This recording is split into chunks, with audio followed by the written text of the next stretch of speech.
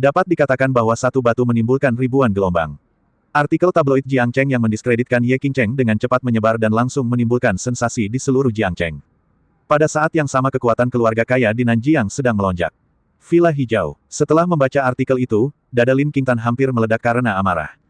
Terlalu banyak. Saya belum pernah melihat surat kabar yang tidak bertanggung jawab, membuat omong kosong berdasarkan beberapa foto tanpa bukti apapun. Itu melanggar hukum. Saya tidak tahu betapa sedihnya kakak perempuan tertua dan Lu Yun kecil setelah membaca artikel ini. Liu Yaner juga marah, matanya yang indah dipenuhi niat membunuh. Dibandingkan dengan Lin Qingtan, yang tidak berdaya, dia langsung mengenakan pakaian khusus Shadow Pavilion dan langsung menuju ke Jiangbei. Sekarang, sebagai pelaku, Gu Anqi belum menyadari keseriusan masalah ini dan merasa berpuas diri. Sejak Ye Qingcheng dikeluarkan dari grup Qingcheng terakhir kali, dia melarikan diri ke Jiangbei seperti anjing tersesat dan menikah dengan Kasim Chen Xiang. Saya benar-benar menanggung penghinaan selama lebih dari setengah bulan. Sekarang, dia akhirnya merasa bangga. Dia tidak tahu betapa bahagianya dia mendengar orang-orang di Jiangcheng mencaci maki Ye Qingcheng. Ye Qingcheng, aku tidak menyangka kamu akan berada di tempatmu sekarang ini. Tidak masalah jika grup Qingchengmu menjadi lebih besar, atau jika kamu jatuh ke pangkuan Raja Nanjiang, aku akan tetap merusak reputasimu. Saya, Gu Anqi, akan menerbitkan artikel-artikel yang tidak berani dipublikasikan oleh media. Para pengecut itu takut pada Raja Nanjiang, tapi saya tidak takut. Karena pendukungku adalah keluarga Chen. Gu Anqi bisa bahagia sesuai keinginannya, dan bangga sesuai keinginannya. Dia berharap dia bisa bergegas menemui Ye Qingcheng sekarang dan melihat dengan matanya sendiri betapa jeleknya wajah Ye Qingcheng. Dia akan mencari waktu untuk mempermalukan Ye Qingcheng secara langsung. Dia ingin Ye Qingcheng tahu betapa bodohnya keputusan yang menyinggung perasaannya. Dan hal yang sama berlaku untuk bocah cantik Lu Yun itu. Dia ingin membuat pasangan pecundang ini tidak malu tinggal di Jiangcheng. Gu Anqi mengarahkan editor artikel di bawahnya untuk terus menulis dan menjelek-jelekkan Ye Qingcheng dan pria cantiknya. Saat ini, seorang anggota staf tiba-tiba bergegas masuk dan berkata, "Presiden," sekelompok orang keluar dan berkata mereka akan menghancurkan kantor surat kabar kami. Hancurkan kantor surat kabar kita. Hah, aku ingin melihat siapa yang berhati beruang dan keberanian macan tutul. Gu Anqi mencibir dan keluar dari kantor surat kabar, hanya untuk melihat sekelompok orang keluar. Itu adalah Su Guobin dan beberapa pengawal grup Su. Gu Anqi berkata dengan wajah muram, "Su Guobin, apakah kepalamu ditendang oleh keledai? Terakhir kali di grup Qingcheng, keluarga Sumu juga menjadi korban. Aku tidak peduli jika kamu tidak menghargainya. Sekarang kamu benar-benar datang ke Jiangbei untuk menggantikan wanita jalang Ye Qingcheng itu." Ketika dia bekerja sebagai sekretaris, orang-orang kaya dan berkuasa ini lebih unggul darinya di matanya, tetapi sekarang berbeda dari masa lalu, dia telah naik ke puncak keluarga Chen. Menghadapi Su Guobin, dia berani memanggil namanya, dan bahkan menunjuk ke arah Su Guobin dan mengutuk. "Aku tahu, wanita gila baru saja ditendang kepalanya oleh keledai." Su Guobin hanya menatap Gu Anqi dengan cibiran di wajahnya, lalu berkata kepada sekelompok pengawal di belakangnya, "Lakukan. Hancurkan kantor surat kabar ini. Hancurkan dengan keras." Para pengawal segera mengerumuni, mengangkat palu dan mulai menghancurkannya. Bang, bang, bang, hampir dalam sekejap mata, pecahan kaca berserakan di mana-mana, dan beberapa komputer di kantor surat kabar rusak. Gu Anqi berteriak, "Su Guobin, apakah kamu gila? Tahukah kamu wilayah siapa ini?" Namun, Su Guobin tidak repot-repot memperhatikannya sama sekali. Dia menarik lehernya dan meraung, "Hancurkan. Hancurkan dengan keras. Apakah kamu belum makan? Kalian, gunakan lebih banyak kekuatan." Adegan itu kacau dan menjerit. "Orang gila, aku sangat ingin kamu mati." Gu Anqi menelepon dengan marah dan keluar. Telepon seseorang. Dia ingin memanggil pendukungnya dan menghukum Su Guobin dengan berat. Setelah beberapa saat, orang-orang datang, tapi bukan dari keluarga Chen. Tapi Raja Nanjiang, Sun Tianlei, Wu Chenghua dan lainnya. Mereka juga memegang palu di tangan mereka, dan mereka jelas-jelas ada di sini untuk menghancurkan kantor surat kabar. Namun saat mereka melihat pemandangan di depan mereka, semua orang tertegun sejenak. Apakah seseorang bisa masuk lebih dulu? Ketika mereka melihat Su Guobin yang pertama tiba, ekspresi mereka tiba-tiba menjadi aneh. Su Guobin cerdas. Dia tahu ini adalah peluang dan memanfaatkannya dengan sangat cepat. Saya sangat mengaguminya, tapi itu bebas masalah. Dengan Su Guobin sebagai pion, mereka terlalu malas untuk mengambil tindakan lagi dan hanya berdiri di samping dan menonton pertunjukan. Beraninya kamu, siapa yang berani membuat masalah di wilayah keluarga Chenku? Tiba-tiba terdengar teriakan keras, dan segera setelah itu, sekelompok pengawal Wu Yangyang bergegas mendekat dan langsung mendorong orang-orang di sisi Su Guobin ke tanah. Mata Gu Anqi berbinar dan dia segera berlari dan berkata, "Ayah mertua, kamu harus membuat keputusan untukku." Tidak lama setelah aku mengambil alih tabloid Jiangcheng, seseorang menghancurkannya. Aku sangat sedih. Orang yang datang tak lain adalah ayah mertua Gu Anqi, ayah Chen Xiang, Chen Ping. Di sebelahnya ada seorang pria parubaya tegap yang penampilannya sangat mirip dengan Chen Ping. Dia seharusnya adalah saudara laki-laki Chen Ping. Hanya saja semua orang tidak memiliki kesan yang mendalam padanya, dan mereka masih bertanya-tanya kapan Chen Ping memiliki saudara laki-laki tambahan. Pada saat ini, Chen Ping telah tiba di hadapan Raja Nanjiang dengan wajah dingin. Leo, tidak apa-apa bagimu menjadi raja dan hegemoni di satu sisi sungai selatan. Siapa yang memberimu keberanian untuk mencapai utara sungai? Kamu tidak tahu kenapa aku datang ke Jiangbei. Leo meletakkan palu di bahunya dan menatap Chen Ping. Mata Chen Ping memadat, dia kembali menatap Guan Qi, lalu mencibir pada Leo dan berkata, "Mengapa, menantu perempuanku mengungkap skandal antara kamu dan Ye Qingcheng? Apakah kamu merasa tidak nyaman?" Begitu kata-kata ini keluar, banyak orang kaya di Nanjiang menunjukkan ekspresi aneh. Nyaman? Bagaimana bisa terasa tidak nyaman? Keluarga Chen Anda akan berada dalam bencana. Kami masih menunggu untuk mengambil alih properti Jiangbei. Tepat saat Chen Ping dan Leo sedang melakukan konfrontasi sengit. Tiba-tiba, pria kekar, yang 70% mirip dengan Chen Ping, tiba-tiba melangkah ke depan Leo, dengan ekspresi jijik di matanya. "Apakah kamu Raja Nanjiang? Siapa kamu?" Mendengar suara ini, Leo langsung memalingkan muka dari Chen Ping dan menimpa pria tersebut. Tubuhnya sedikit gemetar. Dia sebenarnya, saya merasakan penindasan yang kuat dari pria kuat ini. Tiba-tiba ekspresi terkejut muncul di wajahnya. Leo sendiri telah mempelajari beberapa kungfu, dan dengan kungfu inilah dia mendapatkan pijakan di Nanjiang dan menjadi penguasa. Tetapi, aura orang di depannya sama sekali tidak lebih lemah darinya. Kenapa ada orang seperti itu di keluarga Chen? Saat ini, pria itu berkata dengan tenang, "Nama saya Chen An, adik laki-laki Chen Ping." Chen An. Mendengar nama ini, semua orang tertegun sejenak, lalu bereaksi dan bertanya dengan heran, Chen An yang menghilang dari keluarga Chen 10 tahun lalu. Chen Tai, lelaki tua dari keluarga Chen, memiliki 2 orang putra, putra tertua Chen Ping dan putra kedua Chen An. 10 tahun lalu, Chen An menghilang tanpa bisa dijelaskan. Kejadian ini sangat sensasional pada saat itu. Tabloid Jiangcheng menerbitkan pemberitahuan orang hilang selama setengah tahun, dan hampir semua orang mengetahuinya. Pantas saja orang ini terlihat familiar, namun tidak terkesan. Ternyata itu adalah Chen An yang menghilang 10 tahun lalu. Chen An mengangguk dan berkata, "Ya, ini saya. Saya tidak sengaja jatuh dari tebing dan selamat karena keberuntungan. Saya juga menjadi seorang master dan mempelajari suatu keterampilan. Sekarang, saya telah menjadi seorang seniman bela diri." Seniman bela diri. Semua orang tiba-tiba tampak ketakutan. Hal yang sama berlaku untuk Raja Nanjiang. Meskipun dia memiliki beberapa keterampilan kungfu dan dapat menantang selusin orang biasa sendirian, dia tidak layak disebutkan di depan praktisi seni bela diri sejati. Chen An ini ternyata menjadi berkah tersembunyi dan menjadi seorang seniman bela diri. Ini terlalu menakutkan. Saya mendengar Chen An dengan bangga berkata, "Sekarang saya telah kembali ke Jiangcheng, ini untuk mengkonsolidasikan kekuatan di sini. Mulai sekarang, saya akan menjadi satu-satunya di Jiangcheng, Chen An, tanpa Anda, Raja Nanjiang. Apakah Anda punya keberatan?" Chen An menatap langsung ke arah Leo, matanya penuh intimidasi. Keringat dingin langsung mengucur di tubuh Leo. Menghadapi para penggarap seni bela diri, dia benar-benar tidak punya pilihan sama sekali. Chen An mencibir, menghilangkan tekanan pada tubuhnya, dan berkata, "Ulang tahun ayahku yang ke-60 akan jatuh dalam 2 hari, jadi aku tidak ingin mulai membunuh orang, tetapi setelah ulang tahunku, aku tidak ingin mendengar kata-katanya." Raja Nanjiang lagi, apakah kamu mengerti? Mengancam, ancaman luo-luo merah. Leo dan yang lainnya hanya bisa gemetar. Namun tak lama kemudian, dia gagal. Jadi bagaimana jika Anda seorang seniman bela diri? Di hadapan Tuan Yuntian, Anda hanyalah omong kosong. Bagaimanapun, Yang Mulia Dewa Ilahi telah berbicara. Ketika lelaki tua dari keluarga Chen mencapai ulang tahunnya yang ke-60, keluarga Chen akan dihancurkan.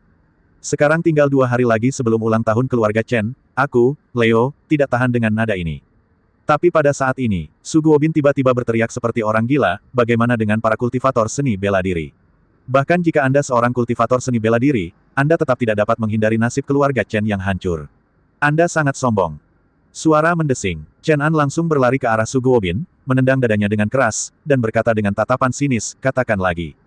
Tendangan ini secara langsung menyebabkan Su Guobin memuntahkan darah, tetapi dia masih mengertakkan gigi dan berkata, "Bahkan jika Anda memukul saya sampai mati hari ini, saya akan tetap mengatakan bahwa keluarga Chen Anda telah memprovokasi orang-orang yang tidak boleh terprovokasi, jadi tunggu sampai kematian.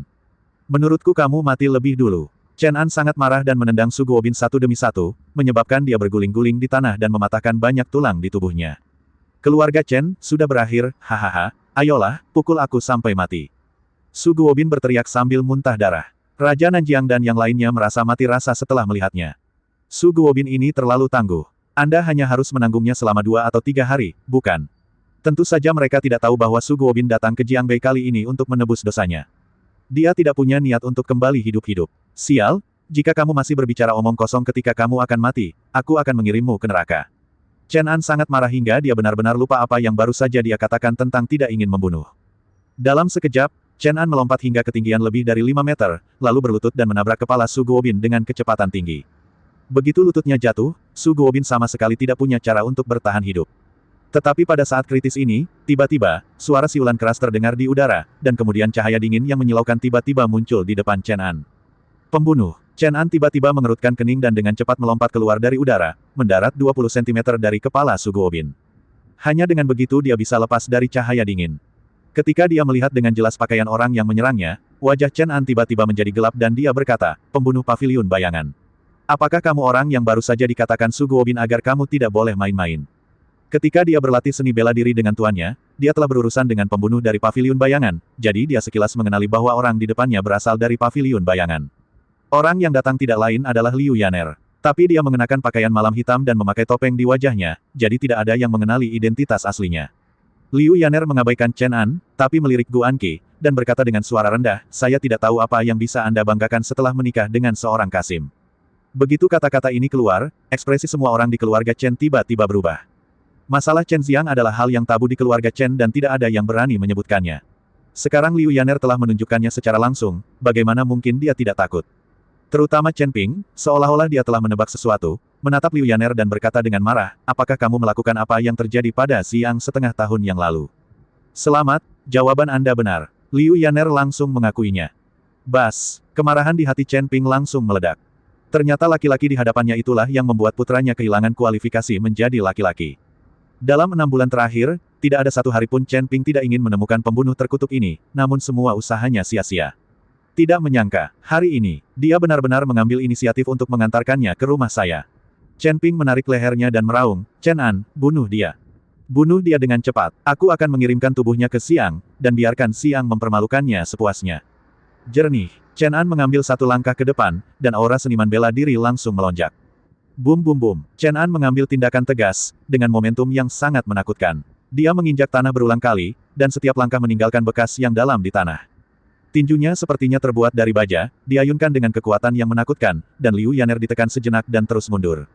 Apakah ini kekuatan seorang seniman bela diri? Murid semua orang menyusut. Leo merasa malu. Jika dia tidak tahu bahwa Lord Yuntian mendukungnya, hanya dengan melihat keahlian Chen An, dia akan menyerahkan segalanya di Nanjiang. Kekuatan praktisi bela diri tidak dapat dibandingkan dengan manusia dan sangat menakutkan. Tetapi, apa yang tidak dapat dipahami oleh Raja Nanjiang dan yang lainnya adalah mengapa pembunuh paviliun bayangan ingin membantu mereka.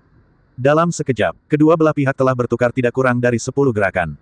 Kekuatan Chen An sangat kuat, seperti seekor banteng yang menyerang, dan setiap pukulannya penuh dengan kekuatan yang menakutkan.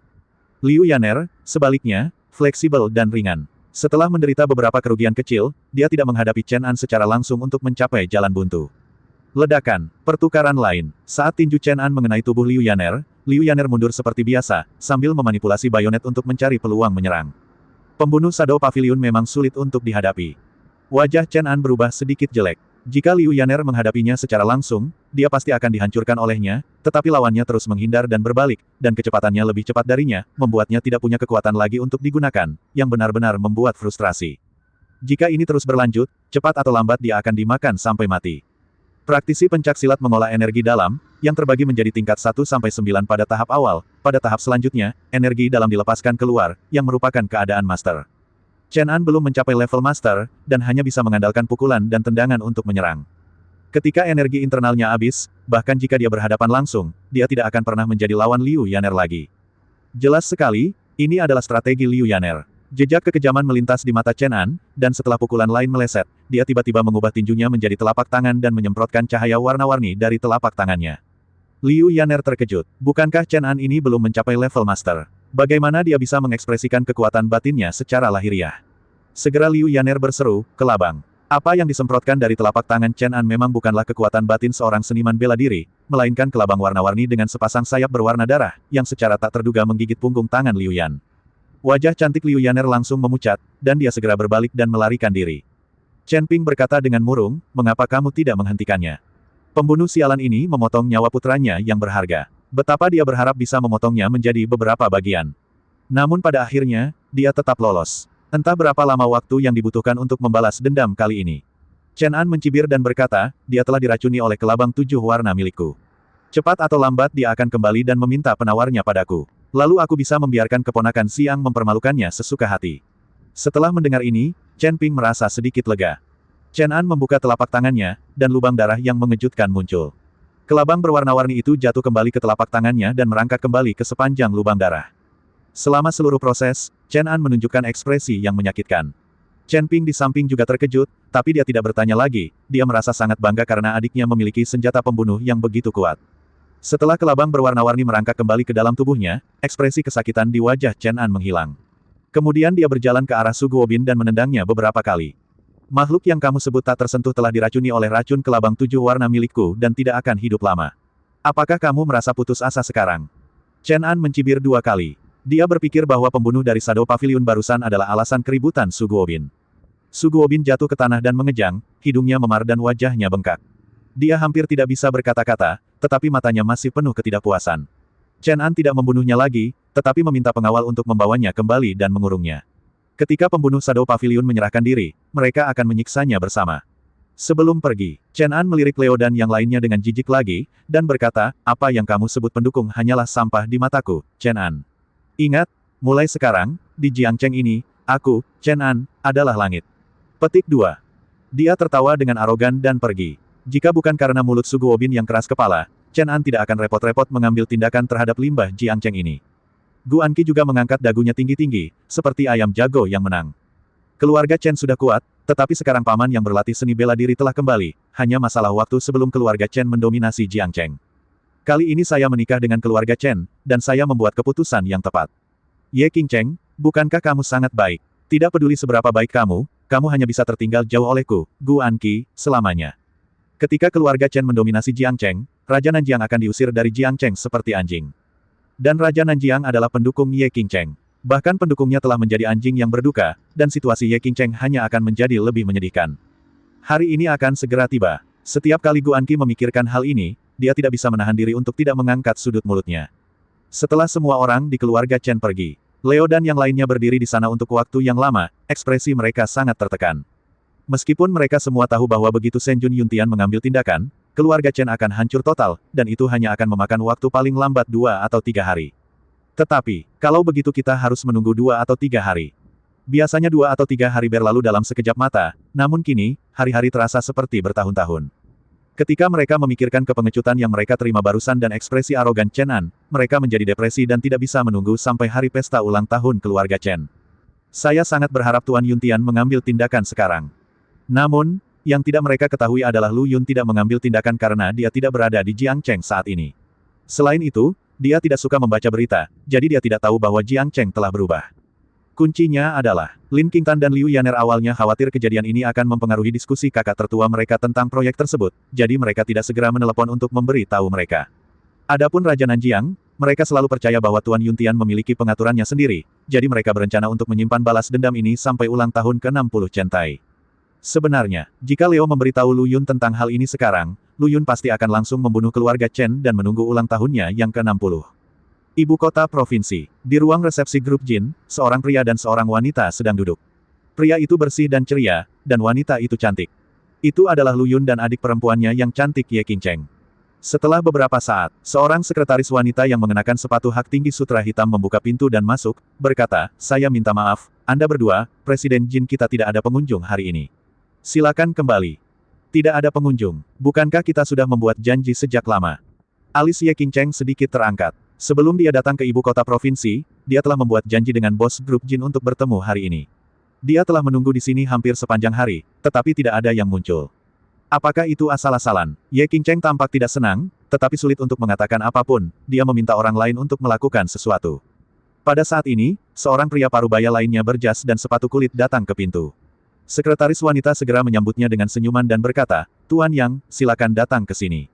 Kami, Tuan Jin, telah menunggu, untuk waktu yang lama. Sikapnya sangat berbeda dari sebelumnya. Melihat adegan ini, Ye Qingcheng tentu saja tidak senang. Dia berdiri dan bertanya kepada sekretaris wanita, bukankah Anda mengatakan bahwa Tuan Jin tidak akan menerima tamu hari ini? Sekretaris wanita tidak langsung menjawab pertanyaan Ye Qingcheng. Sebaliknya, dia pertama-tama membawa pria parubaya berjas ke kantor bos, lalu kembali ke ruang resepsi dan berkata, Nona Ye, sebenarnya, bos kami Jin telah melihat informasi perusahaan Anda. Lalu kenapa kamu menunda bertemu denganku begitu lama? Saya pikir Nona Ye harus tahu alasan mengapa Tuan Jin tidak melihat Anda lebih baik dari saya. Apa maksudmu? Alis Ye Qingcheng berkerut erat. Melihat bahwa dia tahu apa yang dia tanyakan, sekretaris wanita itu hanya bisa mengangkat bahu dan berkata, awalnya, apa yang kami, Tuan Jin, pikirkan adalah bahwa kami semua sedang berbisnis, jadi kami dapat menyelamatkan muka Anda sehingga Anda dapat mundur. Tapi karena kamu keras kepala, jangan salahkan aku. Jika kamu berbicara kasar, kami, Jin, tidak akan pernah bisa bekerja sama denganmu. Kenapa? Ye Qingcheng bingung. Sekretaris wanita itu memandangnya dengan pandangan menghina, tidak tahu apakah orang ini benar-benar tidak tahu atau pura-pura tidak tahu. Nona Ye dapat mencari grup Qingcheng di internet dan mencari tahu alasannya. Sekretaris wanita itu berkata dengan tidak sabar, lalu meninggalkan ruang resepsi dengan sepatu hak tinggi. Wajah Ye Qingcheng penuh keraguan. Apa yang sedang terjadi? Dengan banyak keraguan, Ye Qingcheng membuka laptopnya dan memasukkan kata, Qingcheng Group. Saat dia melihat pesan pertama yang muncul, wajah cantiknya langsung pucat. Telah terungkap bahwa Ye Qingcheng, CEO cantik dari Qingcheng Group, memiliki kehidupan pribadi yang sangat berantakan. Saat berhubungan dengan Nanjiang Wang Leo, dia juga diam-diam menjaga seorang pria cantik. Artikel-artikel ini sangat banyak di Jiangcheng, tetapi dibandingkan dengan seluruh provinsi Jiangnan, Jiangcheng hanyalah sebuah kota kecil, dan fermentasi opini publik tidak secepat yang diharapkan. Sulit juga untuk melihat berita kecuali Anda mengetikkan karakter tertentu untuk mencarinya. Inilah sebabnya Ye Qingcheng tidak melihat artikel ini sampai sekarang. Jika sekretaris wanita tidak mengingatkannya sekarang, dia mungkin tidak tahu apa-apa sebelum kembali ke Jiangcheng. Lu Yun berdiri di belakang Ye Qingcheng dan secara alami melihat artikel-artikel ini, dan matanya tiba-tiba dipenuhi dengan niat membunuh yang mengerikan. Tidak lama setelah meninggalkan Jiangcheng, hal besar terjadi. Lu Yun berjalan keluar dari grup Jin, memanggil Raja Nanjiang dan bertanya, artikel kotor tentang apa itu? Itu, keluarga Chen. Leo masih tertekan di Jiangbei saat ini. Ketika dia menerima panggilan itu, kepalanya bingung. Ternyata, Yang Mulia Tuan Shen belum mengetahui hal ini. Keluarga Chen sedang mencari kematian. Leo, segera pergi dan siapkan peti mati yang lebih besar untukku. Aku ingin mengucapkan ulang tahun kepada keluarga Chen yang abadi sebelumnya. Ya, Leo akan segera melakukannya. Ketika Leo meletakkan teleponnya, seluruh tubuhnya tiba-tiba menjadi tercerahkan. Sun Tianlei dan orang lain di sampingnya bertanya dengan bingung, ada apa? Haha, Yang Mulia Dewa Ilahi marah. Dia mungkin akan membunuh keluarga Chen hari ini. Cepat persiapkan hadiah apapun yang Anda miliki. Kami akan memberikan hadiah besar kepada keluarga Chen terlebih dahulu. Leo tertawa sembarangan. Awalnya dia cukup tertekan. Tanpa diduga, pembalasan akan datang begitu cepat. Mereka tidak perlu menunggu 2 atau 3 hari lagi. Hari ini mereka bisa menghilangkan bau mulut yang tertahan di dada mereka. Jadi bagaimana Anda tidak bersemangat? Segera kembali ke Jiangcheng secepat mungkin. Ye Qingcheng buru-buru kembali ke Qingcheng Group untuk mendiskusikan masalah hubungan masyarakat dengan para karyawan. Lu Yun, sebaliknya, hendak menemui Raja Nanjiang secara langsung, tetapi dia tiba-tiba menerima telepon di tengah jalan. Lu Yun kecil. Itu Suster Yaner. Suara Sister Yan terdengar sangat lemah. Wajah Lu Yun penuh kecemasan dan dia buru-buru bertanya, Saudari Yaner, ada apa denganmu? Namun, tidak ada jawaban dari ujung telepon yang lain. Ah, Lu Yun meraung, buru-buru mengaktifkan lingkaran mental, dan langsung mengetahui lokasi Liu Yan. Cepat ke sana. Ketika Liu Yaner ditemukan, dia terjatuh di rumput, dan bekas gigitan di punggung tangannya benar-benar berwarna ungu kehitaman. Terlebih lagi, tanda ungu sepanjang 10 cm muncul di lengannya. Inilah racun kelabang warna-warni. Setiap kali Liu Yaner mendapat serangan, tanda racun ungu akan memanjang 10 cm. Jika mencapai jantung, dia pasti akan mati. Lu Yun tidak terlalu peduli lagi. Dia melihat sekeliling dan melihat tidak ada orang lain di sekitarnya, jadi dia merobek pakaian tidur Liu Yan. Mata Lu Yun murni dan tanpa pikiran jahat. Dia mengambil jarum dan menusuknya. Menyegel pembuluh darah jantung untuk sementara dapat memperlambat penyebaran racun. Namun untuk menghilangkan racun tersebut secara tuntas, tubuh kelabang warna-warni perlu dimanfaatkan sebagai obat. Setelah Lu Yun menyelesaikan akupuntur, dia melepas pakaiannya dan menaruhnya di tubuh Liu Yaner, lalu memeluk tubuh lembut dan halusnya dan bergegas kembali ke Green Villa. Ketika dia keluar dari villa, matanya dipenuhi dengan niat membunuh. Niat membunuh yang luar biasa. Keluarga Chen. Lentera dan dekorasi warna-warni dipasang, dan suasananya penuh kegembiraan. 2 hari lagi akan menjadi ulang tahun ke-60 Tuan Chen Chentai, dan semua orang di keluarga Chen sedang mempersiapkannya. Meski hancurnya tabloid Jiangcheng hari ini membawa sedikit kejutan, hal itu tidak berdampak banyak pada kebahagiaan keluarga Chen. Selama ini, keluarga Chen dapat digambarkan memiliki 3 berkah. Benar, itu 3 berkah. Untungnya, Gu Anqi menikah dengan keluarga Chen. RC, Chen An, yang telah hilang selama 10 tahun, telah kembali, dan dia telah kembali sebagai seniman bela diri. Kebahagiaan ketiga, tentu saja, adalah ulang tahun ke-60 Tuan Chen dalam 2 hari. Semua tanda menunjukkan bahwa keluarga Chen akan segera lepas landas, dan akan segera dapat memonopoli semua industri di Jiangcheng, menciptakan dominasi yang tidak ada duanya di Jiangcheng. Pada saat ini, di samping Gu Anqi, berdiri seorang pria muda dengan wajah feminin.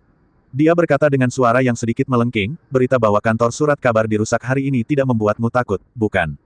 Tidak, Gu Anqi menggelengkan kepalanya dan berkata dengan sinis, mereka hanyalah sekelompok semut yang melebih-lebihkan kemampuan mereka. Jika mereka menghancurkan satu tabloid Jiangcheng, besok akan ada tabloid Jiangcheng kedua. Mereka menyia-nyiakan usaha mereka. Tentu saja, dengan kekuatan keluarga Chen kita saat ini, berapa banyak tabloid Jiangcheng yang kita butuhkan. Dengan Paman An yang bertanggung jawab, saya yakin seluruh Jiangcheng akan segera menjadi milik keluarga Chen kita. Yah, aku sangat senang menikah denganmu. Gu Anqi menyandarkan kepalanya di bahu pemuda itu dengan erat. Pemuda feminim ini tak lain adalah Chen Xiang. Awalnya, Gu Anqi menikah dengan keluarga Chen hanya untuk menggunakan kekuatan keluarga Chen untuk membalas dendam pada Ye Qingcheng. Dia tidak memiliki harapan sama sekali mengenai masalah pasangan tersebut. Lagi pula, suaminya bahkan tidak memiliki barang itu, jadi apa yang bisa ia harapkan? Tetapi, Gu Anqi segera menyadari bahwa dia salah, sangat salah.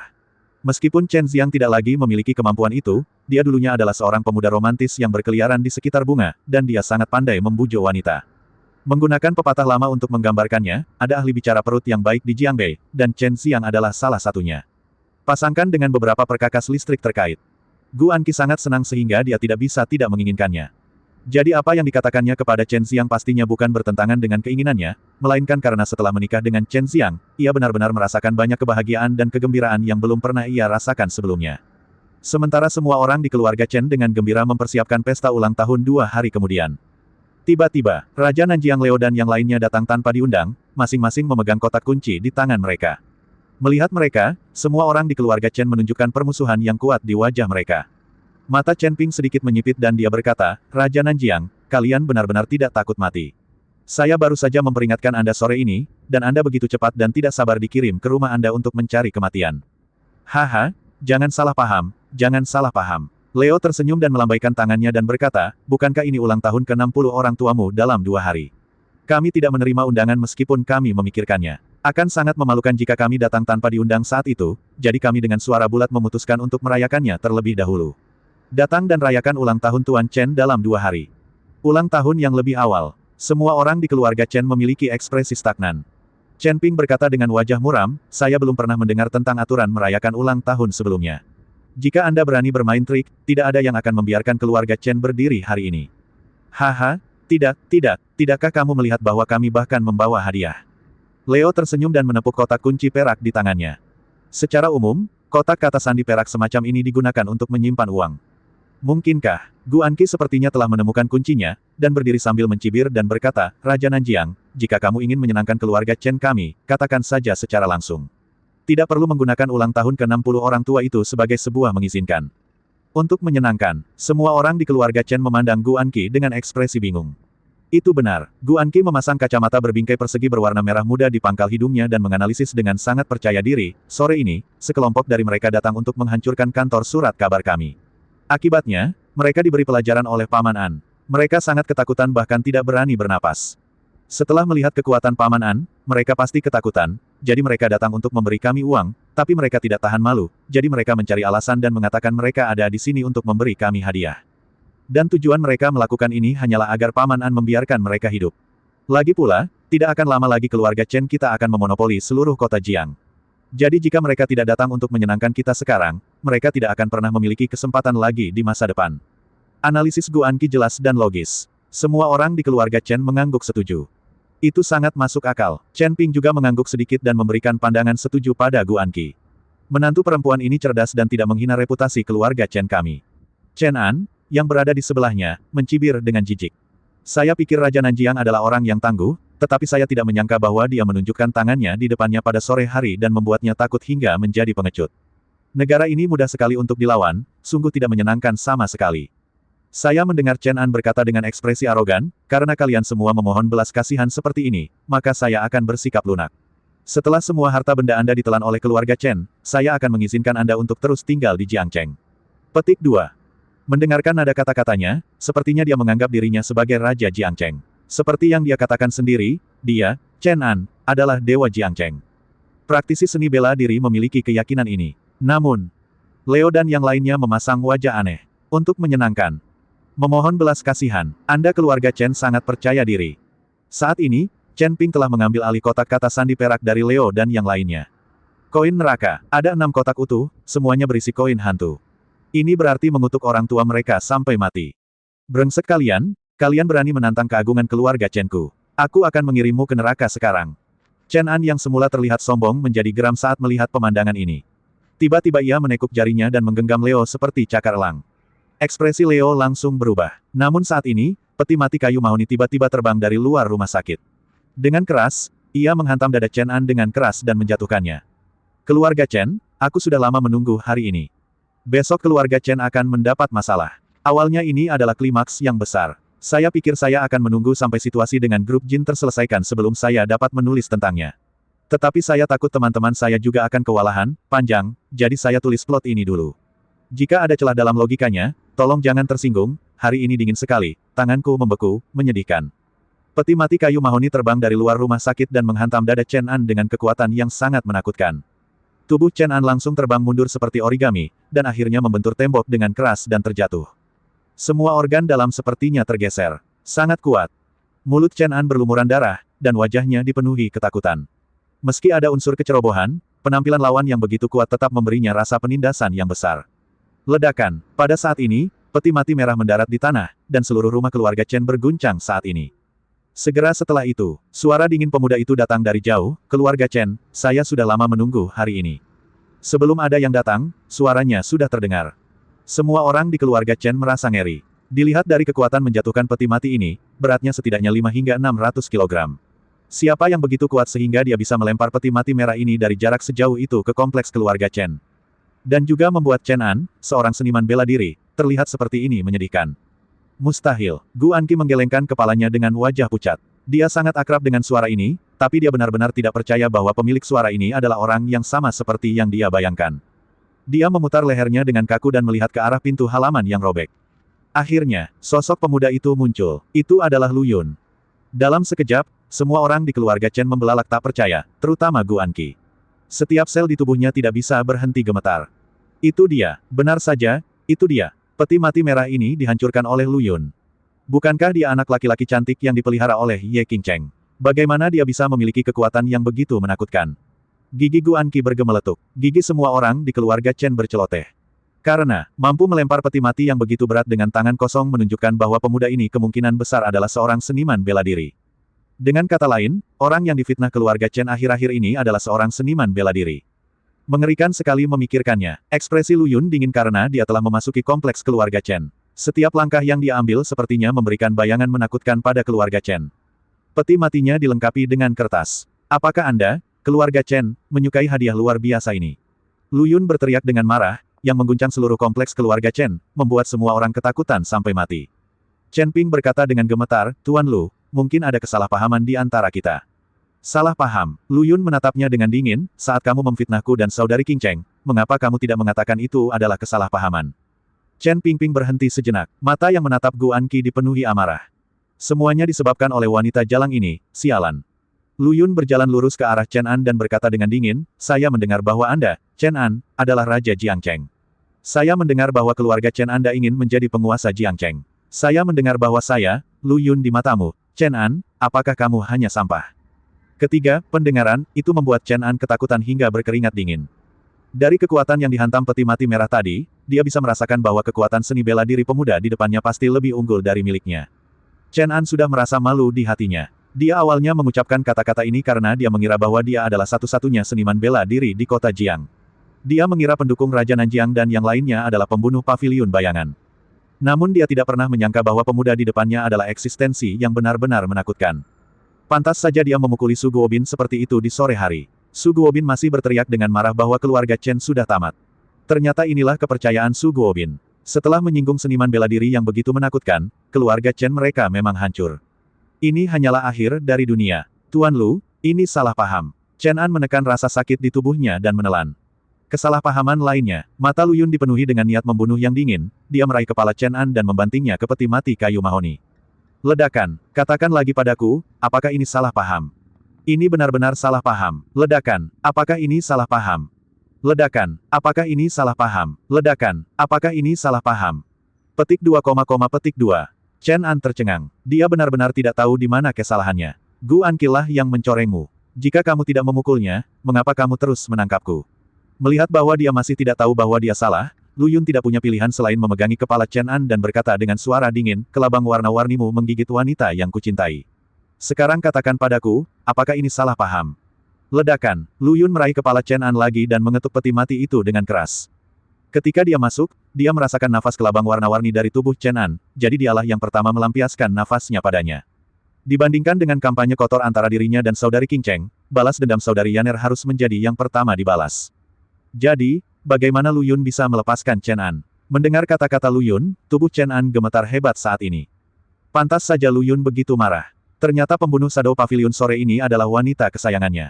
Ini benar-benar sebuah bencana besar. Chen An berkata dengan ngeri, Tuan Lu, saya benar-benar tidak tahu bahwa pembunuh pavilion bayangan adalah wanita Anda.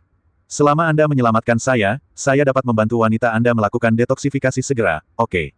Apakah kamu sedang menegosiasikan persyaratan denganku? Ledakan, benjolan lain, Chen An hampir menangis. Dia bilang dia akan membantu wanitamu melakukan detoksifikasi. Ledakan, Lu Yun menyerang lagi. Wajah Chen An menjadi pucat. Ledakan, pukul terus. Chen An akhirnya menyerbu, semua energi di tubuhnya melonjak dengan liar, dan berteriak dengan mata merah, Lu Yun. Jangan terlalu menggangguku. Tanpa penawarku, wanita itu sudah mati. Bagaimanapun, Chen An juga seorang seniman bela diri. Sekarang dia telah mengatakan semua hal baik, dia masih dipermalukan oleh Lu Yun. Sekalipun kekuatan seni bela diri lawan lebih kuat dari miliknya, dia akan tetap bersiap untuk bertarung sampai mati. Namun, tanggapannya masih merupakan pukulan berat. Ledakan, aku akan bertarung denganmu. Chen An meraung, dan kekuatan kultivator meledak sepenuhnya. Bahkan setiap helai rambutnya berdiri tegak seperti disambar petir. Terlihat betapa kuatnya amarah di hatinya. Namun, Lu Yun selalu memasang ekspresi dingin. Dia bahkan berinisiatif melepaskan kepala Chen An dan mundur beberapa langkah. Bukan karena dia takut pada Chen An, tapi karena... Tahukah kamu apa itu keputusasaan? Lu Yun berkata dengan ringan, lalu diam-diam menunggu Chen An mendorong kekuatan di tubuhnya hingga batasnya, lalu meninju. Ledakan, Chen An jatuh ke tanah dan muntah darah. Apa itu keputusasaan? Akulah yang memberimu kesempatan untuk menggunakan kekuatan terkuatmu, dan kemudian aku menghancurkan semua yang kamu banggakan. Pukulan Lu Yun tidak hanya menghancurkan telapak tangan Chen An, tapi juga kepercayaan dirinya. Inilah perbedaannya, perbedaan yang sangat besar. Nafas Chen An tiba-tiba menjadi lesu, tetapi pada saat ini, aliran cahaya warna-warni tiba-tiba keluar dari tubuhnya. Kelabang berwarna-warni, jurus membunuh Chen An yang paling kuat ada di sini. Lu Yun menyipitkan matanya sedikit, dan ketika kelabang berwarna-warni hendak menggigit, dia tiba-tiba mengeluarkan jimat Qian kuno dari mulutnya, dan memukul kelabang itu dengan sekejap. Kelabang berwarna-warni menjerit dan terbang kembali ke tubuh Chen An. Pada saat ini, Chen An sudah merasa ngeri. Dia menatap Lu Yundu dengan mata terbelalak dan berkata, kamu bukan seorang seniman bela diri, kamu seorang Tao. Praktisi seni bela diri fokus pada kondensasi energi internal. Pada tahap awal, mereka terutama fokus pada mengendalikan kekuatan fisik mereka. Hanya ketika mereka mencapai master alam transformasi mereka dapat melepaskan energi internal mereka dan membunuh orang dari jarak jauh. Namun para petapa berbeda. Sejak awal, para petapa telah menjadi mahir dalam segala jenis ilmu gaib dan kekuatan gaib, sebanding dengan ahli seni bela diri. Keduanya merupakan sistem budidaya yang berbeda. Pembudidaya seni bela diri di bawah alam transformasi jauh lebih lemah daripada penganut Tao, karena penganut Tao memiliki berbagai kekuatan magis, dan penggarap seni bela diri tidak dapat mendekati mereka. Namun setelah mencapai alam transformasi, para praktisi bela diri lebih kuat dibandingkan mereka yang mengamalkan Taoisme. Pertama, karena kekuatan fisik praktisi pencak silat lebih kuat daripada para petapa, dan kedua, karena ahli alam transformasi dapat melepaskan diri, energi dalam keluar, yang sangat kuat. Chen An tidak akan pernah membayangkan bahwa lawannya bukanlah seorang seniman bela diri, melainkan seorang kultivator Tao. Tidak heran dia begitu mendominasi. Kali ini, keluarga Chen benar-benar menemui jalan buntu. Chen An merasa ngeri, tetapi tiba-tiba wajahnya menunjukkan rasa sakit, dan seluruh wajahnya menjadi berubah. Bagaimana? Chen An berteriak. Saat ini, tubuhnya seperti 100 serangga yang menggerogoti tulangnya, dan kulit serta daging di tubuhnya dengan cepat mengering dengan kecepatan yang terlihat dengan mata telanjang, seolah-olah darahnya telah terkuras. Lu Yun menggelengkan kepalanya dengan sedih dan berkata, kamu mengira kelabang berwarna-warni adalah senjata pembunuhmu, tapi kamu tidak tahu bahwa kamu telah menjadi wadah bagi orang lain untuk memelihara kelabang. Itu benar. Kapal humanoid. Kelabang berwarna-warni sama sekali tidak dapat dikendalikan oleh Chen An. Alasan mengapa ia membantunya membunuh orang adalah karena kelabang berwarna-warni memperlakukannya sebagai wadah dan perlu memakan daging dan darahnya untuk tumbuh. Secara umum, Chen An tidak akan dimakan secepat ini. Hanya setelah kelabang berwarna-warni ini bertelur di tubuhnya barulah dia mati karena kehabisan daging dan darah. Sebelum ini, mustahil bagi Chen An untuk menyadarinya. Tapi Lu Yun baru saja memukul kelabang berwarna-warni itu dengan jimatnya dan melukainya dengan parah, jadi dia dengan panik melahap daging dan darah Chen An untuk pulih. Tidak mungkin. Bagaimana Tuan bisa menyakitiku? Bagaimana bisa? Teriak Chen An histeris. Kelabang 7 warna ini ditempatkan di tubuhnya oleh gurunya. Jika benar seperti yang dikatakan Lu Yun, berarti gurunya tidak pernah menganggapnya sebagai murid, melainkan menggunakan tubuhnya untuk membudidayakan kelabang 7 warna. Chen An menolak untuk mempercayainya. Namun percaya atau tidak, faktanya tubuhnya menyusut dengan cepat. Tepat ketika Chen An hampir tidak sadarkan diri, Lu Yun tiba-tiba mendekatinya dan berkata dengan lembut, "Saya pikir kamu akan segera mati, jadi sebaiknya saya memberitahu Anda rahasia lain. Saya bukan seorang seniman bela diri atau seorang Tao. Ya, praktisi. Kultivator, yang mengolah tubuh fisik dan seni, lebih unggul dari praktisi seni bela diri dan penganut Tao. Kondisi untuk menjadi seorang kultivator sangatlah menuntut, dan bakat serta ketahanan keduanya sangat diperlukan. Inilah sebabnya guru Tao tua mengirim Lu Yun ke medan perang perbatasan selama 5 tahun untuk mengasah ketangguhannya." Praktisi. Chen An mengerang, tiba-tiba matanya melebar, dan kemudian dia kehilangan nafas kehidupan. Dia tidak tahu apakah itu karena terlalu banyak rasa sakit atau karena dia takut dengan kata-kata Lu Yun. Puff. Tak lama setelah Chen An jatuh ke tanah, sebuah lubang berdarah tiba-tiba terbuka di hatinya, dan seekor kelabang berwarna-warni keluar. Panjangnya 10 kali lipat dari sebelumnya. Itu tampak seperti ular berbisa yang ditutupi kaki kelabang mati rasa. Kelabang berwarna-warni mengepakkan sayapnya yang berwarna merah darah dan bersiap untuk terbang keluar dari kompleks keluarga Chen, tapi Lu Yun meludahkan 2 jimat lagi dan menembak jatuh mereka. Xiao An. Pada saat ini, seorang pria berusia 60 tahun tiba-tiba melemparkan dirinya ke tubuh Chen An dan menangis dengan sedihnya. Dia adalah Chen Tai, lelaki tua dari keluarga Chen. Ketika peti mati merah itu menabrak kompleks keluarga Chen, dia mendengar suara itu dan bergegas, tetapi ketika dia sampai di tempat kejadian, dia kebetulan melihat kelabang berwarna-warni keluar dari tubuh putranya. Lagi pula, aku tidak bisa melihatnya untuk yang terakhir kali. Setelah hilang selama 10 tahun, dia akhirnya kembali setelah menguasai keterampilannya. Namun, dalam beberapa hari, Yin dan Yang terpisah. Bagaimana mungkin Chen Tai tidak sedih? Lu Yun melihat pemandangan ini dengan mata acuh tak acuh, sama sekali tidak menunjukkan simpati pada Chen Tai. Dapat dikatakan balok atas tidak lurus dan balok bawah bengkok. Chen Tai ini, yang bisa menelan wilayah seluas itu di Jiangbei, jelas bukan orang baik. Konon ketika keluarga besar kaya bersaing memperebutkan wilayah Jiangbei beberapa dekade lalu, banyak orang meninggal secara tragis di Zhangjiang, namun pada akhirnya hanya Chen Tai yang menjadi penerima manfaat. Saat ini, semua ini hanya bisa dikatakan karma. Semua orang di keluarga Chen tercengang. Orang kedua di komando mereka mati begitu saja. Dan dia meninggal dengan sangat mengenaskan, bahkan tidak ada satupun tubuhnya yang tertinggal. Apa nama benda ini? Beberapa hari yang lalu, ketika Chen An kembali ke keluarga Chen dan memberitahu semua orang bahwa dia adalah seorang seniman bela diri, mereka sangat bersemangat bahkan berfantasi tentang bagaimana mendistribusikan industri Nanjiang setelah memonopoli kota Jiang. Tetapi, hanya beberapa hari kemudian harapan mereka pupus. Yang lebih serius lagi adalah mereka bahkan mungkin tidak dapat mempertahankan status mereka saat ini, karena pemuda yang berdiri di depan mereka saat ini sangatlah menakutkan. Itu semua salah wanita sialan itu. Semua orang di keluarga Chen mengarahkan kemarahan mereka kepada Gu Anqi. Jika dia tidak mencoreng Ye Qingcheng, pembunuh paviliun bayangan tidak akan muncul. Jika pembunuh paviliun bayangan tidak muncul, dia tidak akan digigit oleh kelabang berwarna-warni bos tidak akan mati secepat itu. Dengan kata lain, meskipun Chen An cepat atau lambat akan mati di tangan kelabang berwarna-warni, selama hidupnya, keluarga Chen dapat sepenuhnya memperluas pengaruhnya ke beberapa kota di sekitar Jiangcheng. Gu Anqi adalah pendosa keluarga Chen kami. Melihat mata semua orang yang marah, wajah Gu Anqi kehilangan warna. Itu bukan yang terburuk. Hal terburuknya adalah Lu Yun sudah berjalan ke arahnya, dan perasaan depresi yang mengerikan hampir mencekiknya. Gu Anqi, apakah aku sudah memperingatkanmu sejak lama untuk tidak memprovokasiku? Mengapa kamu masih ingin bermain api dan membakar dirimu sendiri? Suara Lu Yun seperti setan. Celepuk. Gu Anqi sangat ketakutan hingga dia terjatuh ke tanah, dan bagian bawah roknya basah.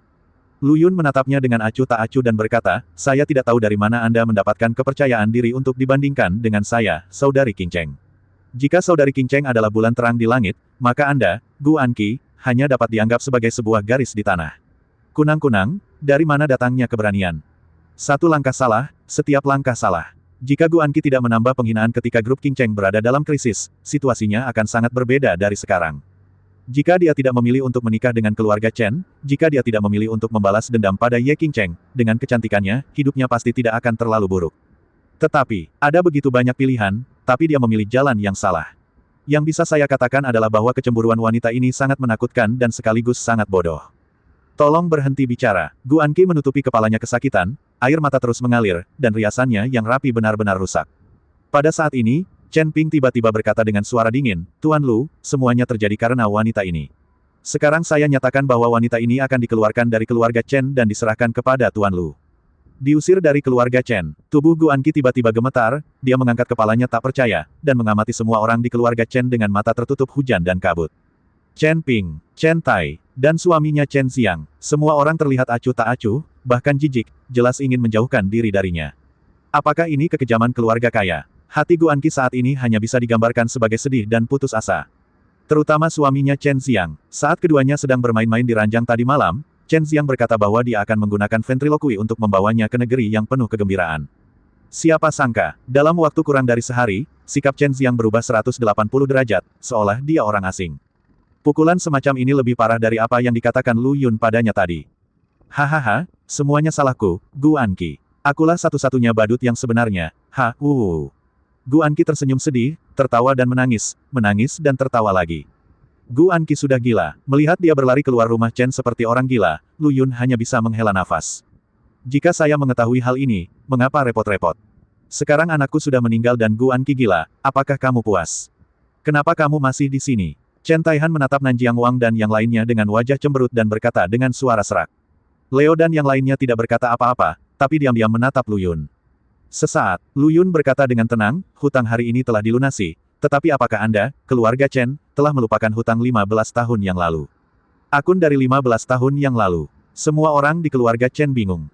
Lu Yun menarik napas dalam-dalam dan berkata, apakah kamu belum siap memberiku penjelasan tentang kebakaran di Lembaga Kesejahteraan Sinar Matahari 15 tahun yang lalu? Chen Ping. Matanya tiba-tiba menatap Chen Ping. Awalnya, Lu Yun berencana menunggu ulang tahun Chen Tai yang ke-60 untuk melunasi hutang ini dengan mereka. Namun, terlalu banyak hal yang terjadi akhir-akhir ini. Keluarga Chen sepertinya sangat ingin mencari kematian, jadi Lu Yun hanya bisa melunasinya dalam beberapa hari sebelumnya. Ya Tuhan, selesaikan masalah ini dengan mereka. Tubuh Chen Ping tiba-tiba bergetar dan dia bertanya, apa hubungan Anda dengan Sun Xin Welfare Institute? 15 tahun yang lalu, saya adalah anggota panti asuhan dan hampir mati dalam kebakaran. Menurut Anda apa yang harus saya lakukan dengan itu? Mendengar ini, ekspresi semua orang di keluarga Chen berubah drastis. Ternyata, bahkan tanpa campur tangan Guanqi, pemuda dengan kekuatan menakutkan ini pada akhirnya akan menemukan keluarga Chen. Berapa banyak kejahatan yang telah dilakukan keluarga Chen? Chen Ping segera berlutut di depan Lu Yun dengan ekspresi ngeri dan memohon, Tuan Lu, selamatkan hidupmu. Saya yang menyalakan apinya, tapi itu tidak ada hubungannya dengan keluarga Chen. Saya harap Tuan Lu akan menunjukkannya, kebaikan. Dia tidak perlu berdalih sama sekali. Karena Lu Yun menanyakan pertanyaan ini, itu berarti dia sudah memiliki bukti, dan penyesatan apapun tidak akan ada gunanya.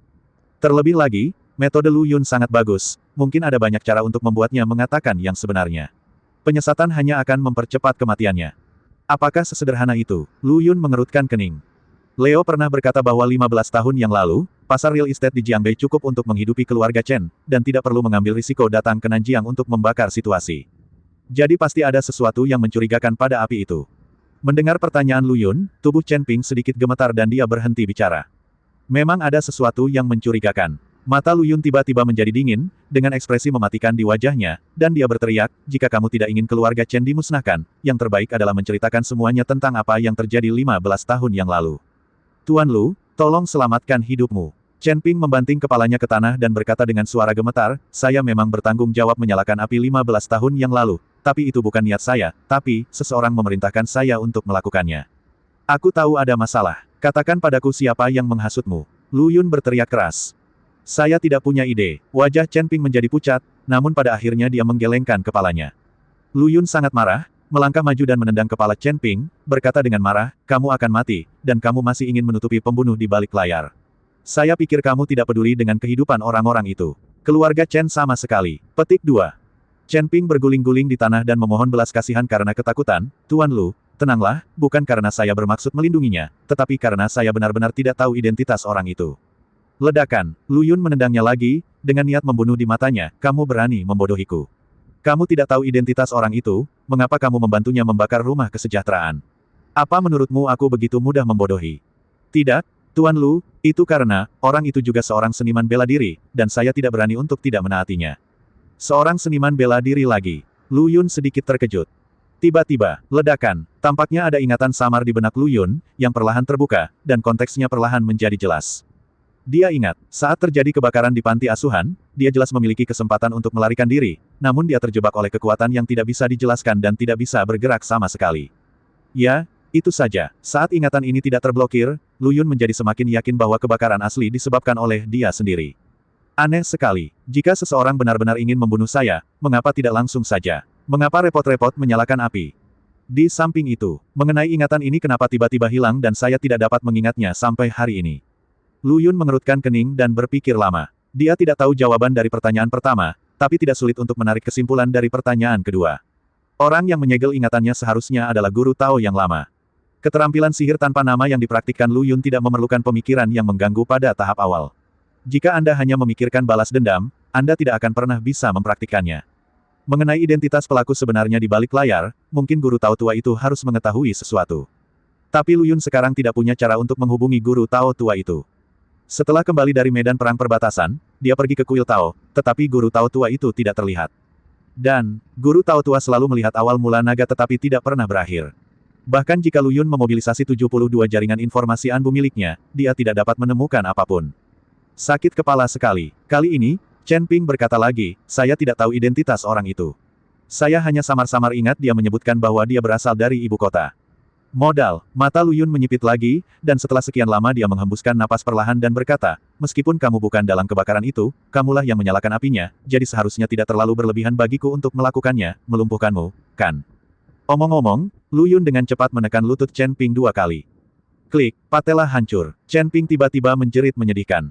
Namun ia tidak berani mengeluh sama sekali, karena hukuman ini sudah sangat mengasihani dirinya, dan setidaknya ia menyelamatkan nyawanya. Setelah berurusan dengan Chen Ping, Lu Yun berdiri di halaman keluarga Chen, matanya yang tajam tiba-tiba menatap ke arah langit yang jauh. Ibu kotanya, para pembudidaya seni bela diri, menjadi semakin menarik. Lalu aku, Lu Yun, akan masuk ke genangan air ini untukmu. Setelah sekian lama, Lu Yun mengalihkan pandangannya dan meninggalkan kompleks keluarga Chen dengan tubuh kelabang berwarna-warni. Sudah ada rasa ketidakpedulian di hati saya. Ketika saya pergi ke Beijing, situasinya akan berubah. Leo diam-diam menatap ke arah Chen Tai dan Chen Ping serta putranya, dan berkata sambil mencibir, apakah kamu tahu identitas orang itu sekarang? Chen Tai mengertakkan gigi dan tetap diam, menatap Leo dengan saksama. Leo tidak langsung memberikan jawabannya, tetapi membawa Sun Tianlei dan yang lainnya dan keluar dari kompleks keluarga Chen. Setelah beberapa saat, akhirnya, suara yang dalam terdengar dari luar tembok halaman. Chen Tai, pernahkah kamu mendengar nama penguasa tertinggi kerajaan naga? Ledakan, seperti sambaran petir dari biru. Tuhan, Tuan Yuntian, Santo pelindung kerajaan naga, semua orang di keluarga Chen gemetar saat ini, dan mata mereka penuh dengan keterkejutan yang tidak dapat dihilangkan. Ah, Chen Tai menjerit menyayat hati, dan karena dia sangat ketakutan, dia menyemprotkan seteguk darah ke peti mati merah. Malam itu, keluarga Chen menghapus semua artikel kotor dan mengklarifikasi fakta atas nama tabloid Jiang Cheng. Mereka menyalahkan semua kesalahan pada Gu Anqi dan menuduhnya cemburu dan menyebarkan rumor jahat. Arah opini publik berubah dengan cepat. Orang-orang tidak lagi mencerca Ye Qingcheng, tetapi menuding Gu Anqi, seorang wanita dengan niat jahat. Keesokan harinya, keluarga Chen mengadakan konferensi pers lagi. Chen Tai dan Chen Ping hadir secara langsung dan sekali lagi mengklarifikasi fakta serta meminta maaf di depan banyak media. Pada saat yang sama, keluarga Chen mengumumkan bahwa mereka akan mundur dari Jiang Cheng dalam waktu setengah bulan, dan semua propertinya akan dilelang dengan harga rendah. Begitu berita ini keluar, seluruh Jiang Cheng terkejut. Keluarga Chen adalah kekuatan dominan di Jiangbei, dan kekuatan mereka juga berkembang pesat. Bagaimana mereka bisa menyerahkan segalanya saat ini? Tidak ada yang tahu jawabannya. Karena apa yang terjadi di keluarga Chen kemarin malam, tidak ada seorang pun yang mengetahui cerita di dalamnya yang berani menyebutkannya, karena takut kehilangan akal jika mengatakan hal yang salah. Satu-satunya penjelasan yang dapat diberikan adalah bahwa keluarga Chen telah menyinggung seseorang yang bahkan lebih menakutkan daripada Raja Nanjiang. Semua orang semakin penasaran, siapa kekuatan di balik grup Qingcheng yang membuat keluarga Chen begitu ketakutan. Ada perbedaan pendapat selama beberapa waktu. Tapi yang pasti mulai sekarang, Jiang Cheng ini akan menjadi Jiang Cheng dari grup Qingcheng. Zhang Jiangnan, Su Guobin duduk di kursi roda dan memandangi sungai yang mengalir di depannya, merasakan keterbukaan di hatinya. Sungai tidak akan pernah berhenti, dan lingkaran zaman tidak akan berhenti berputar karena ulah seseorang. Ombaknya bisa memusnahkan semua pahlawan. Kebangkitan keluarga Chen saat itu adalah hasil dari pertumpahan darah banyak orang ke sungai ini, namun pada akhirnya, itu hanyalah mimpi kosong. Sungai ini menjadi saksi naik turunnya keluarga Chen, serta perubahan kekuasaan di Jiang Cheng. Ini adalah era yang kejam, di mana yang kuat adalah raja. Su Guobin memandang Zhang Jiangsui dengan bingung, dan setelah sekian lama dia menghela nafas pelan dan berkata, langit di Jiang Cheng telah berubah, dan dalam perubahan ini, keluarga Su kami akhirnya menemukan posisi kami. Senyuman lega muncul di wajahnya. Su Kai, yang berada di belakangnya, setuju, ayah, kali ini, keluarga Su kami membuat taruhan yang tepat. Su Guobin tersenyum dan berkata, dorong saya kembali. Segera, kita akan menghadapi pertempuran yang sangat sulit untuk dilawan. Pertempuran yang sulit itu akan mempengaruhi perubahan pola Jiangcheng dalam beberapa dekade atau bahkan 1 abad mendatang. Ya, Su Kai mengangguk. Dapat dikatakan bahwa ketika seekor paus jatuh, segala sesuatu menjadi ada. Keluarga Chen dulunya adalah raksasa, mendominasi bagian utara Sungai Yangtze. Banyak kekuatan di Sungai Nanjiang, termasuk Raja Nanjiang, hampir tidak dapat bersaing dengan mereka hanya dengan bersatu. Sekarang, kemunduran keluarga Chen telah membawa vitalitas tak terbatas bagi banyak keluarga kaya. Itu adalah pasar yang gemuk. Semua orang berharap dapat menduduki lebih banyak pangsa pasar dalam perang bisnis di masa depan. Adapun Raja Nanjiang, mungkin dia harus diganti namanya menjadi Raja Jiangcheng. Keluarga Matahari. Wanita muda nakal Sun Xiaochu melewatkan kelas sekolahnya lagi dan dengan senang hati memegang ponselnya dan berbaring di sofa sambil bersenang-senang. Saya tahu Tuan Lu bukanlah anak yang cantik. Sun Jinrong sakit kepala, dan tidak ada yang bisa dia lakukan terhadap gadis buas ini. Namun, melihat cucunya tersenyum konyol di sofa, dia merasa sedikit lebih khawatir. Sepertinya gadis konyol ini telah benar-benar terjatuh. Sebelum kejadian yang menimpa keluarga Chen, Sun Jinrong sangat berharap cucunya bisa bersama Tuan Lu, bahkan berinisiatif menciptakan kesempatan bagi mereka untuk menyendiri. Tetapi, setelah hari itu, Sun Jinrong tiba-tiba merasa ini adalah hal yang tidak realistis. Dia dulu memiliki pemikiran yang sama dengan Sun Tianlei, berpikir bahwa Lu Yun hanyalah saudara ipar Tuan Yuntian, yang lahir dan besar di Jiangcheng, tetapi fakta mengatakan kepadanya bahwa Lu Yun adalah Tuan Yuntian. Apa artinya ini? Ini menunjukkan bahwa Lu Yun telah lama melihat dunia besar. Dia adalah sosok yang berada di puncak negara.